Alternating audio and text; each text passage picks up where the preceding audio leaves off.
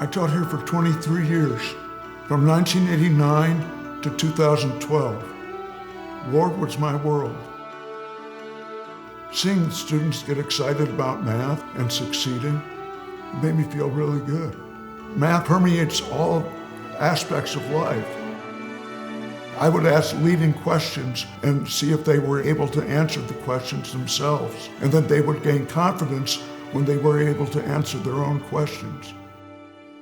Students that would be A's and B's in every other class were so thankful to get a C from Mr. Carmichael. That meant more to them than an A they got from most teachers.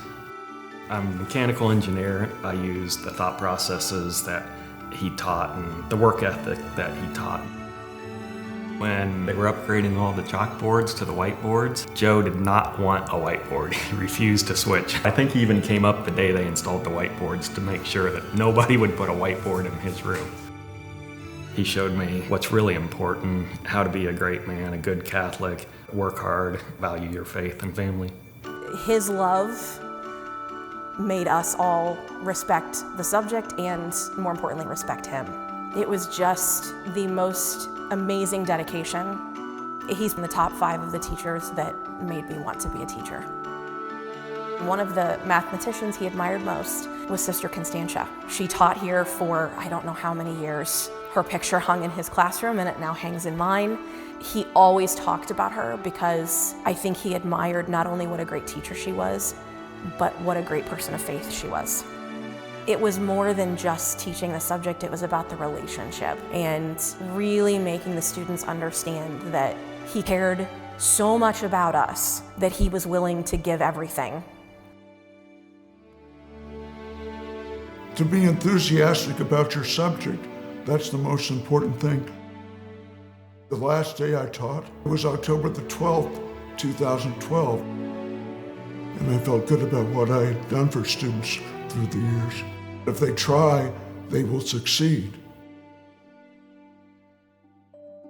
I was president of Bishop Board from 2005 to 2014. There were a lot of challenges, and one of them was the electrical service. That building was built in 1932, and it was built before computers.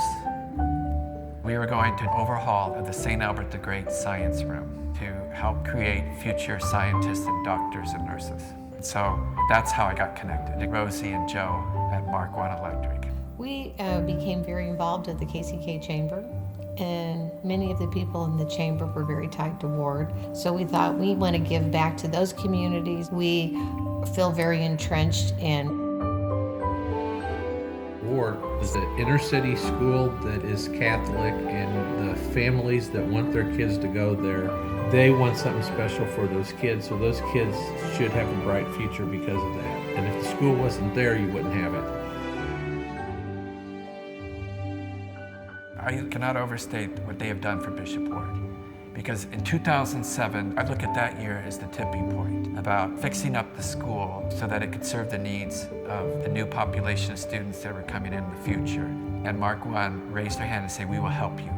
Many people have been generous, but it's one time. They have been generous multiple times over years and huge projects. 90% of the contractors in Kansas City are Catholic, and of their children, 90% of them went to Catholic high school with no education into what they were going to go into until later.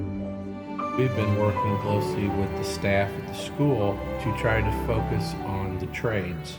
We would have kids coming from a Catholic school that taught them ethics and morals and a work ethic. How great it would be if that was part of their training, and how much better their giving appetite would be, where they look back at Ward and said, "Hey, I got these opportunities, I want to make sure Ward succeeds later."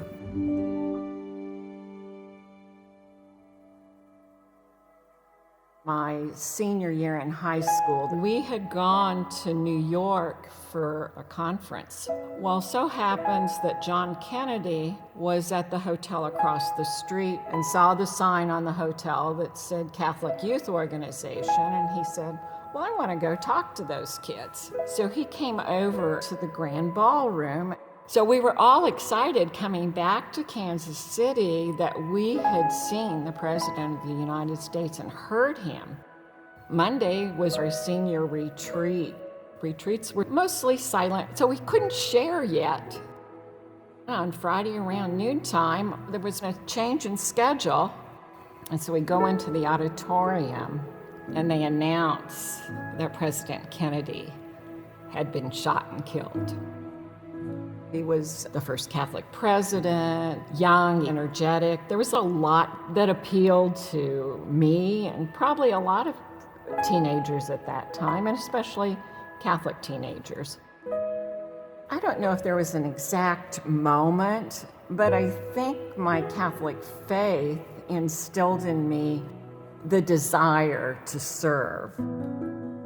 I graduated with a master's degree in social work. I spent 35 years at Catholic Charities. For me, it was putting the gospel into action. We try to instill in our children that we are here to serve others, no matter what you do. Once people's basic needs are met, then they can flourish as individuals. We've been married for 50 years. Diane has always been an inspiration to me. She is a caretaker, always worried about, does this grandkid have whatever he needs, and do our children need something? And she's always giving and nurturing. She and I have always been on the same wavelength, and it's basically, what would Jesus do? She is a light to so many people. When you're exposed to the gospel through your religion classes, your retreats, whatever that message was, it permeates what we do. Kids today are looking for purpose. A teacher can be a bridge. I remember that one little girl, she had failed the first test, but then I convinced her to come to the study session.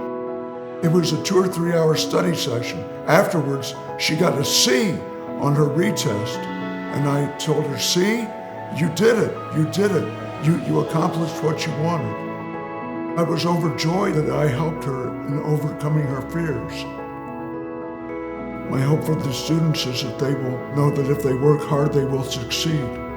Success is getting to heaven, and God helps teachers help students. I'm grateful to God to have had the opportunity.